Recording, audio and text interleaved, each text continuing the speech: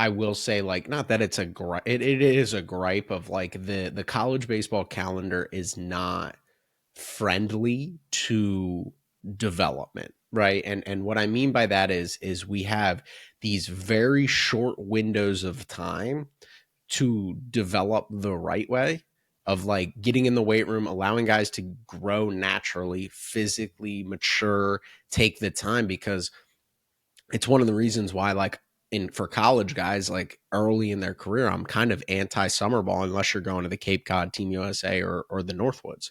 Like, unless you're a legitimate dude who's going to sign on for a legitimate, like, prospect driven league, I think you're better off spending the summertime just like adding 12 weeks of mass, because we don't have those opportunities in the quote unquote off season, right? Because we ramp back up, we evaluate in the fall. Now that rosters turn as much as they are, we don't even have as much understanding of our guys to say, okay, you need X, Y, and Z so you can take the fall off and not throw, right? Because that kid might be a new player for you, right? And you need to evaluate them and you need to see them in competition, because we're flipping rosters each and every year. So it's so fascinating because the calendar is not conducive to development, but we have these opportunities where we can make strides, right? Like, it's such a weird thing. Like, I actually think the Division 3 calendar has the best calendar for development, because you do your 4-week fall for your evaluation, and that's all. Well, now it's 5 weeks, your 5-week fall for evaluation, and then you have nothing, right? So those guys are able to get in the weight room. They're able to develop physically. They're able to step back from, like, I have to prepare to go 3 for 3. I have to prepare to pitch 6 innings and all those things, because that is a major hindrance on physical development, right? I've always said, like, we had one guy specifically who, for 4 or 5 years, he played 5 years. He was a COVID kid. For 5 years, it was, this kid needs to add muscle. This kid needs to add muscle. This kid needs to add muscle. And when he left, hey, exit meeting after the spring, you're a really good player. If you add muscle, you're going to be a power hitter. You're a legit dude, like all conference dude, yada, yada, yada, yada. And it's like, oh, he's playing summer ball. And I'm like, and I remember looking at our head coach and go, he ain't going to add any muscle. Go, why? I said, because he cares too much about going 3 for 4 tonight. And when you care about going 3 for 4 tonight, you ain't deadlifting 450 pounds, because you ain't going to feel good when it comes to rotate and have to hit 85, right? Like, at the end of the day, like, that matters. So, like, guys are really, handcuffed on their physical development when we have such an extended competition period, right? We compete through the spring. So our guys, if anything, lose mass. And then we go to the summer and we play in the Northwoods where it's scorching hot and we're dropping 20 pounds and we're playing 75 games. We just lost even more physical development. And then we come back in the fall and we got to see that guy compete again. Like, at the end of the day, like, I think that this needs to be broken up in a much better way. Whether those guys play summer, we take the fall off, and then we ramp up the season come November, right? And give those guys, hey, you can stay on campus. I don't care. Coaches have access, things like that. You don't have to go home for the holiday. Whether it's something along the lines where we give a true summer off, but we allow training periods where guys are able to be on campus, like the fall sports where they come to campus early, and then you kind of have training periods, and then we ramp up for competition in the fall, and then the winter's kind of a buffer period. I don't know exactly what it is, and that's kind of more of a tangent for the NCAA. And if you're a high school dad or athlete, you're probably like, what does this have to do with my son? All I know is the more you play, and for youth sports, we play so much. Just understand your kid is not chasing numbers or getting stronger in the weight room if he has to compete that evening or that next day or that next 2 days. When there is competition and there's results, 3 for 3s, 6 shutout innings, all of those things the week of, you're not pushing your body to the extent that's actually going to cause physical development and strength development, because nobody's getting under a squat rack at the weight that's going to challenge themselves when they have to compete later that week, is the grand point of my tangent there. Yeah, and I think that we could do a whole another episode on like the landscape of college athletics and the calendar. But with everything else that's changing and going on, like the calendars are not forefront, and who's in, yeah, because that is truly the predicament. And I think the really good players and the really good programs figure out a way to manipulate that calendar and figure out a way to schedule it best for their guys' needs, and they have guys that know how to motivate themselves, know how to get better in situations. Whether some of them may be able to understand what summer ball is and go out there and still get better while doing it, using it as a tool to, especially for position players, like go get 4 at bats, right? Like that's important. Is it as important though in the summer, to your point, as getting stronger? I don't believe so, right? Like, so can you have the mindset of I'm going out here to get 4 at bats so that I'm seeing it, and I'm keeping some of that rhythm and not worry about what the results are of that bat? Can you work on things and tweak things, and can you still be focused in the weight room? Because to me, as you said, like some getting in the weight room is like the most important thing. And when can we fit that in? Now the fall is a big part of that as well. But to your point, you're getting evaluated by your college coaches a lot during the fall. So I don't know how much effort you want to give on those days. Sometimes, like I got to pitch in. I played with guys or coach guys. It's like, yeah, but I'm pitching in an inter squad this weekend. It's like, yeah, right. You're trying to win a job in the fall, but I need you to, like, what's more important today is I need you to be in there max squatting. Mm-hmm. And like, Yeah. yeah, you'll pitch an inter squad inning this weekend, but like process over results or whatever the calendar says.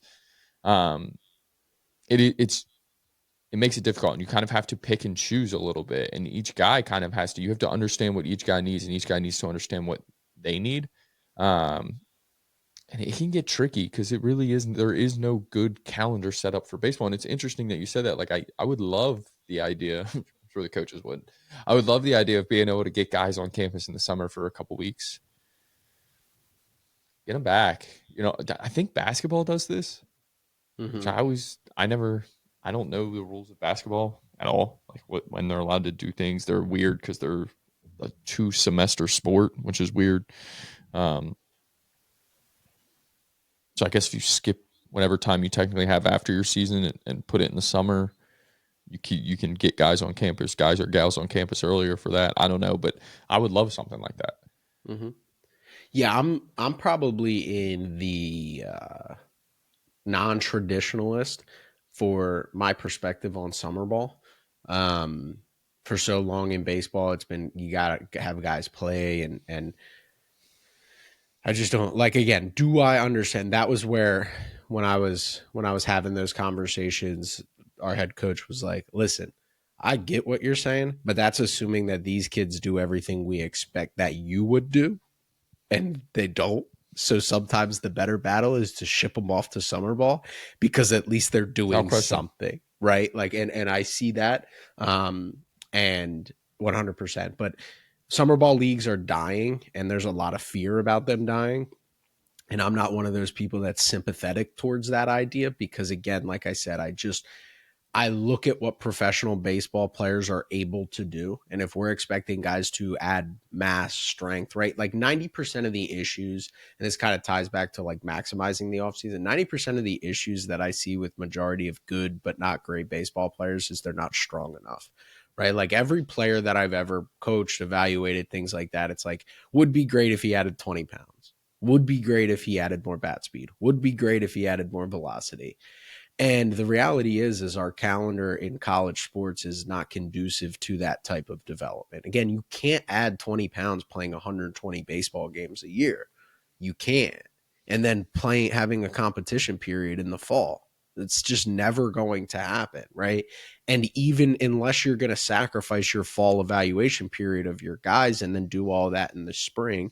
And now there are schools in the country that can, in fact, do that. The schools that are in Southern California, Southern Florida, right? That can like be like, hey, we're going to hold off. We're going to use our months, our time at the end of the fall, send our guys home with a plan that's more conducive to preseason, and then ramp them back up coming the spring. There are schools that can do that, but in New Hampshire, they can't do that, right? Like because they need to use their warm months in the fall to do that so that those guys can be evaluated.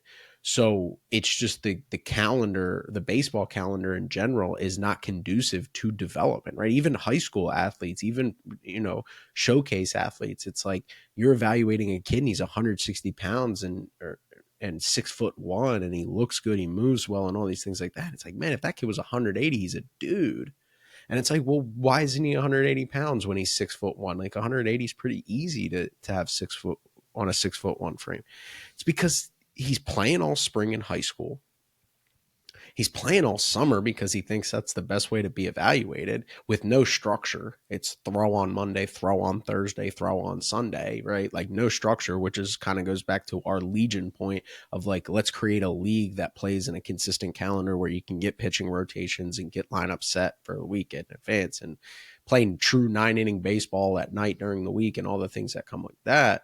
And then in the fall, he's again chasing this, whether he's a two-sport athlete, maybe he starts football season. And again, you're not adding that 100, that 20 pounds that you need, or maybe he continues his evaluation through showcase ball of trying to get that college opportunity, because again, that's the only way that people believe you can be recruited is through playing baseball and getting better. And then high school athlete ends up in the same position that college athletes are in. November rolls around, the field's finally shut down, the sun finally goes down early enough that we stop playing baseball, and they look around and they go, I haven't gotten better. I'm probably worse than I was on March 1st when we started games. I'm probably worse.